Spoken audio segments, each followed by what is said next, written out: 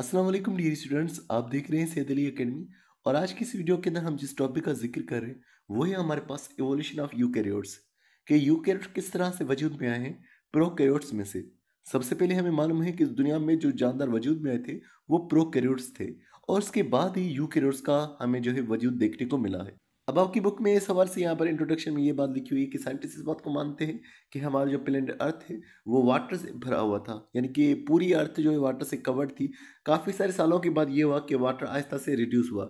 जब वाटर आहिस्ता से रिड्यूस हुआ तो अर्थ जो है यानी कि लैंड जो है वो ज़ाहिर होना शुरू हुई। और क्योंकि पहले वाटर मौजूद था तो ये लाइफ का आगाज़ जो है वो भी वाटर में से हुआ है। और ख़ास तौर पर जिस वाटर से वजूद आया है उसे कहा गया है हॉट स्प्रिंग्स, या जिन्हें हाइड्रोथर्मल वेंट कहा गया है। ये हाइड्रोथर्मल वेंट्स हैं जिनको हॉट स्प्रिंग्स कह रहे हैं, ये क्या है इनका हम जिक्र करते हैं। पहले कुरान की आयत को डिस्कस करते हैं जिसके अंदर लिखा हुआ है कि अल्लाह ताला ने लाइफ को बनाया, ज़िंदगी को बनाया, और ज़िंदगी को जो है वो वाटर से बनाया। तो कुरान में भी ये बात आ रही है कि जो ज़िंदगी है, जो लिविंग ऑर्गेनिजम्स है, उनको पानी से खल्क किया गया है। तो यहाँ पर भी अगर हम देखते हैं तो इसका ये मतलब भी एक तरह से हो सकता है कि लाइफ का आगाज़ ही जो है वो भी पानी से हुआ हो। तो ये एक तरह से रिलेट कर सकती है ये आयत इसके साथ, लेकिन हतमी तौर पर हम नहीं कह सकते कि इस आयत का मकसद बेसिकली क्या है। अगर हम यहाँ पर बात करें हाइड्रोथर्मल वेंट्स के हवाले से, तो ज़मीन के नीचे एक लेयर मौजूद होती है जिसे मैग्मा कहा जाता है। बेसिकली ये मैग्मा जो होता है ये हमारे पास स्टोन का मेल्टेड फॉर्म होता है। स्टोन जो पिघली हुई हालत में मौजूद होता है, पत्थर जो पिघली हुई हालत में मौजूद होता है उसे मैग्मा कहा जाता है, जो ज़मीन के नीचे मौजूद होता है। अब ये मैग्मा बहुत ही ज़्यादा गर्म होता है, और इसकी गर्माइश की वजह से ये होता है कि पानी जो है वो उबलना शुरू हो जाता है। जब पानी उबलना शुरू हो जाता है तो इस चीज़ को हम हाइड्रोथर्मल वेंट कहते हैं। अब हम ये किस तरह से कह रहे हैं कि वेंट में से लिविंग ऑर्गेनिज्म अराइज हुए होंगे। बेसिकली अगर हम वेंट की बात करें तो वेंट के अंदर बहुत ज़्यादा हीट एनर्जी मौजूद होती है।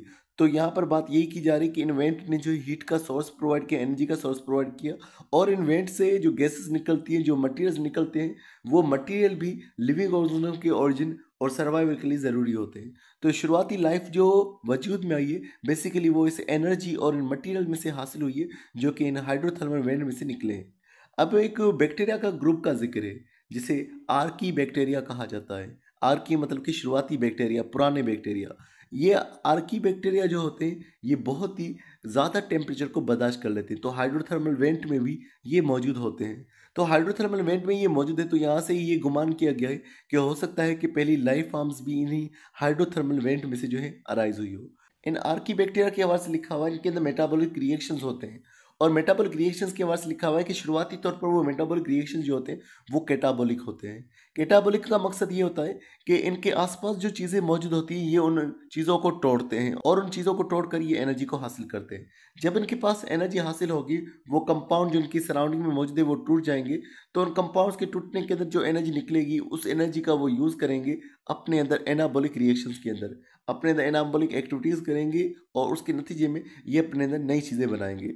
मज़ीद यहाँ पर लिखा हुआ है कि जैसे जैसे बैक्टीरिया इवॉल्व होते गए, जैसे जैसे बैक्टीरिया में चेंजेस होते गए, तो बैक्टीरिया ने अपने अंदर एनर्जी के हासिल करने के तरीके को भी बदल दिया ताकि उनका सर्वाइवल जो है वो ज़्यादा बेहतर हो सके। तो उनके अंदर कई ज़्यादा मैकेनिज्म हो गए न्यूट्रिशन को लेकर के। न्यूट्रिशन को हासिल करने के लिए उनके अंदर काफ़ी ज़्यादा डाइवर्सिटी जो है वो आ चुकी थी। अब न्यूट्रिएंट्स को वो किस तरह से हासिल करते थे, जैसे कि कुछ बैक्टीरिया थे जो कि शुरुआती तौर पर हेट्रोट्रॉफिक बैक्टीरिया थे, जो कि सराउंडिंग में मौजूद चीज़ों को हासिल करते थे, उनमें से एनर्जी को हासिल करते थे।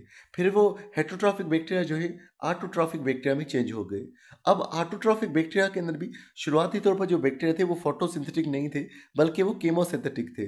तो बेसिकली इनऑर्गेनिक सब्सटेंसेस पर डिपेंड करते थे, जैसे कि हमारे पास हो गया सल्फर, तो सल्फर को यूज़ करने वाले सल्फर बैक्टीरिया, इसी तरह से आयरन को यूज़ करने वाले आयरन बैक्टीरिया, तो वो इन केमिकल्स को यूज़ करके एनर्जी बनाते थे, तो इनको केमोसिंथेटिक हम ऑर्गेनिजम्स कह रहे थे, केमोसिंथेटिक ऑटोट्रॉफ्स। फिर उसके बाद यहाँ पर लिखा हुआ है कि इनको जो एनर्जी हासिल होती थी वो काफ़ी ज़्यादा स्मॉल होती थी और इनकी रिक्वायरमेंट इससे पूरी नहीं होती थी। तो इन्होंने कुछ और तरीके अपनाए, जैसे कि फोटोसिंथेसिस का तरीका। तो फोटोसिंथेसिस का जब इन्होंने तरीका अपनाया तो इसके साथ साथ ऑक्सीजन जो है वो भी इन्वायरमेंट में बढ़ती रही, क्योंकि वो फोटोसिंथेसिस करके सराउंडिंग में ऑक्सीजन को डिपॉजिट करते थे। तो फिर कुछ और ऑर्गेनिज्म वजूद में आए जो कि फिर इस ऑक्सीजन का इस्तेमाल करना शुरू हो गए। अगर हम प्रोकैरियोट्स की बात करें कि प्रोकैरियोट्स कब अराइज हुए थे, तो तकरीबन वो 3.5 बिलियन ईयर्स अगो अराइज हुए थे, और यूकैरियोट्स जो है वो तकरीबन 2 बिलियन साल पहले जो है अराइज हुए थे।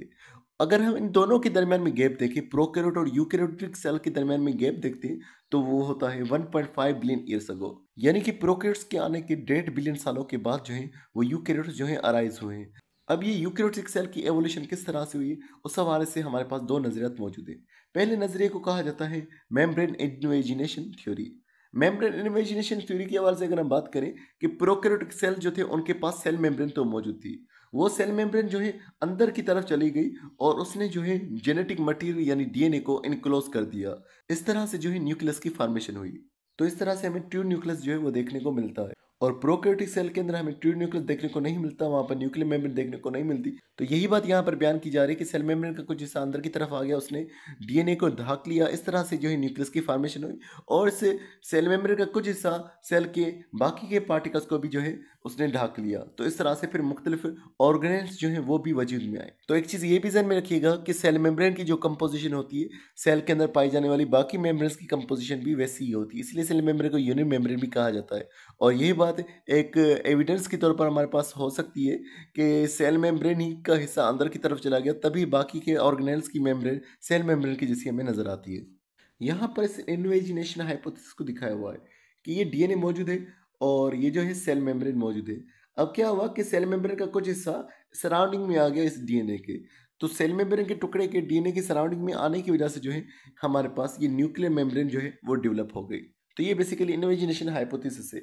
अब यहाँ पर दो सेल्स को दिखाया हुआ है, एक पुराना प्रोकैरियोटिक सेल जिसके अंदर डीएनए अभी भी जो है वो खुला मौजूद है साइटोप्लाज्म में, और दूसरा हमारे पास पुराना यूकैरियोटिक सेल जिसके अंदर न्यूक्लियर मेम्ब्रेन जो है वो वाज़ेह तौर पर मौजूद है, यानी न्यूक्लियस यहाँ पर मौजूद है। यहाँ पर एक और हाइपोथेसिस का जिक्र है जो कि यूकैरियोटिक सेल के हवाले से है, और उसे एंडो सिम्बायोटिक थ्योरी कहा जाता है, या इसे एंडो सिम्बायोसिस कहा जाता है। ये जो है लैंड मार्गुलस ने दिया था। इनके हाइपोथेसिस के मुताबिक जो यूकैरियोटिक सेल है वो इस तरह से इवॉल्व हुए होंगे कि कुछ शुरुआती तौर पर हमारे पास प्रोकैरियोट्स होंगे जो कि अमेबा के जिसे दिखने वाले एनारोबिक रेस्पिरेशन करने वाले होंगे। अब इन्हें अमेबॉइड प्रोकैरियोट्स ने जो है कुछ एरोबिक बैक्टीरिया को अपने अंदर इनगल्फ कर लिया होगा, यानी कि ऐसे बैक्टीरिया जो एनारोबिकली रेस्पायर कर रहे हैं, उन्होंने अपने अंदर दाखिल कर दिया एरोबिक बैक्टीरिया। वो एरोबिक बैक्टीरिया को फिर उन्होंने डाइजेस्ट नहीं किया, बल्कि वो एरोबिक बैक्टीरिया उनके साथ रहने लग गया और उन्होंने एक ऐसा रिलेशनशिप बना दिया जिसको हम एंडो सिम्बायोटिक रिलेशनशिप कह रहे हैं। सिम्बायोटिक रिलेशनशिप बेसिकली वही होता है कि दो जानवर आपस में रहें, एक दूसरे को नुकसान नहीं पहुंचाए। क्योंकि सेल के अंदर कोई ऑर्गेनिज्म रह रहा है तो इसे हम एंडो सिम्बायोसिस कह रहे हैं, एंडो सिम्बायोटिक रिलेशनशिप कह रहे हैं। तो वो जो एरोबिक बैक्टीरिया जो सेल में रह रहा था, जो सेल में रेस्पिरेशन कर रहा था, ये एरोबिक बैक्टीरिया जो है बाद में चेंज हो गया माइटोकॉन्ड्रिया के अंदर। इस तरह से एक और नजरिया भी है। पहला नजरिया माइटोकॉन्ड्रिया की डेवलपमेंट का, कि एरोबिक बैक्टीरिया को अपने अंदर दाखिल कर दिया किसी बैक्टीरिया ने, फिर वो एरोबिक बैक्टीरिया जो है उसी के साथ रहने लग गया और इस तरह से माइटोकॉन्ड्रिया को उसने डेवलप कर दिया। एक और नजरिया वो ये कहता है कि यूकैरियोटिक सेल कुछ ऐसे भी थे जिन्होंने ऑटोट्रॉफिक फोटोसिंथेटिक बैक्टीरिया को इनगल्फ कर लिया, यानी कि साइनोबैक्टीरिया को उन्होंने जो है अपने अंदर एंडोसाइटोसिस कर दिया, यानी कि अपने अंदर दाखिल कर दिया अपने सेल के अंदर। और फिर ये ऑटोट्रॉफिक फोटोसिंथेटिक बैक्टीरिया जो है ये भी उस सेल के साथ रहने लग गया और इस तरह से हमारे पास प्लांट लाइक ऑटोट्रॉफिक ऑर्गेनिज्म जो है वजूद में आई, यानी कि अलजी जो है इस तरह से वजूद में आई। और ये जो बैक्टीरिया उसके अंदर दाखिल हुआ था ये चेंज हो गया फिर क्लोरोप्लास्ट के अंदर। आज के दौर में अगर हम माइटोकॉन्ड्रिया को और क्लोरोप्लास्ट को देखते हैं तो इनके अंदर काफ़ी ज़्यादा बैक्टीरिया के जैसे फीचर्स मौजूद हैं, काफ़ी ज़्यादा इनमें सिमिलरिटीज़ मौजूद हैं जो बैक्टीरिया के साथ रिलेट करती हैं। सिमिलरिटीज़ की अगर हम बात करें तो यहाँ पर पहला लिखा हुआ है सर्कुलर डीएनए मॉलिक्यूल्स। बैक्टीरिया के अंदर सर्कुलर डीएनए होता है जिसे प्लाज्मिड कहा जाता है, तो प्लाज्मिड भी इसके अंदर मौजूद है और इनका डीएनए जो है वो यूकैरियोटिक सेल के खुद के डीएनए से डिफरेंट होता है। और उसके अलावा लिखा हुआ है इनके अंदर राइबोसोम्स भी खुद के मौजूद है, ये खुद से मेटाबॉलिज्म कर सकते हैं। और उसके अलावा इनके अंदर बाइनरी फिशन होती है, यानी कि ये सेल दो हिस्सों में डिवाइड हो जाता है बैक्टीरिया की ही तरह। इस तस्वीर के अंदर दोनों नजरियात को दिखाया हुआ है, एंडो सिम्बायोसिस को भी दिखाया हुआ है और दूसरा इन्वेजिनेशन थ्योरी को भी दिखाया हुआ है। सबसे पहले हमारे पास जो सेल मौजूद है उसके अंदर आप देख रहे हैं प्लाज्मा मेम्ब्रेन, साइटोप्लाज्म और सिर्फ डीएनए मौजूद है। फिर ये हुआ कि प्लाज्मा मेम्ब्रेन जो है, सेल मेम्ब्रेन जो है वो अंदर की तरफ फोल्ड हुई, इस तरह से न्यूक्लियस का स्ट्रक्चर जो है वो वजूद में आया। तो ये न्यूक्लियस का स्ट्रक्चर वजूद में आना, यहाँ तक ये जो थ्योरी है ये इन्वेजिनेशन थ्योरी कहलवाती है। अब इस सेल ने जो है अपने अंदर एरोबिक हेटरोट्रॉफिक प्रोकैरियोट को दाखिल कर लिया है जो कि फिर बाद में माइटोकॉन्ड्रिया में चेंज हो गया। या फिर ये हो सकता है कि ये जो सेल मौजूद है, इस सेल ने अपने साथ एक और पार्ट को भी इनगल्फ कर लिया, जो कि था फोटोसिंथेटिक बैक्टीरिया। इसके पास दोनों चीज़ें आ चुकी है, यानी कि एक प्लास्टिड जिसको हम क्लोरोप्लास्ट कह रहे हैं, क्लोरोप्लास्ट भी इसके अंदर आ चुका है और माइटोकॉन्ड्रिया भी आ चुका है। अब जिस सेल के पास क्लोरोप्लास्ट और माइटोकॉन्ड्रिया ये दोनों ही मौजूद है, वो होते हैं प्लांट के सेल्स या algae के सेल्स। और जिसके पास सिर्फ माइटोकॉन्ड्रिया मौजूद होते हैं, वो होते हैं हमारे हेट्रोट्रॉफिक सेल्स। तो हेट्रोट्रॉफिक ऑर्गेनिज्म जो है, हेट्रोट्रॉफिक सेल्स जो हैं और जो फोटोसिंथेटिक सेल्स हैं, ये दोनों ही इसी में से बैक्टीरिया में से वजूद में आए हैं। पे लिखा हुआ है कि शुरू में जो यूकेरियोटिक सेल्स बने थे वो सिंगल सेल वाले थे, वो यूनिसेलुलर थे। लेकिन आहिस्ता आहिस्ता से उन सेल्स ने कॉलोनीज बनाना शुरू की, यानी कि एक सेल जो था वो बाकी सेल्स के साथ जुड़कर रहता था। सारे सेल्स अलग अलग से फंक्शन करते थे लेकिन वो रहते साथ में थे। फिर इस तरह से वो सेल्स एक ही साथ काम करना शुरू हो गए, जिस तरह से फिर मल्टी सेलुलर ऑर्गेनिजम्स का वजूद में आया। फिर इस तरह से मल्टी सेलुलर ऑर्गेनिजम्स जो है फिर टिश्यूज बनाना शुरू किए, फिर इस तरह से ऑर्गन्स और ऑर्गन सिस्टम ये बनते गए। तो इस तरह से यूकेरियोट्स के बनने के बाद जो है यूकेरियोट्स के अंदर एवोल्यूशन आई और इस तरह से फिर बड़े ऑर्गेनिज्म यानी प्लांट्स और एनिमल्स हमें देखने को मिले। तो डियर स्टूडेंट, आज की वीडियो बस इतना ही था। उम्मीद करता हूँ ये आपको वीडियो पसंद आई होगी। इंशाल्लाह नेक्स्ट वीडियो के अंदर हम लेमार्किज्म को डिस्कस करेंगे, फिर डार्विनिज्म को। तो मिलते हैं नेक्स्ट वीडियो में, तब तक अपना बहुत सारा ख्याल रखिएगा। अस्सलाम वालेकुम।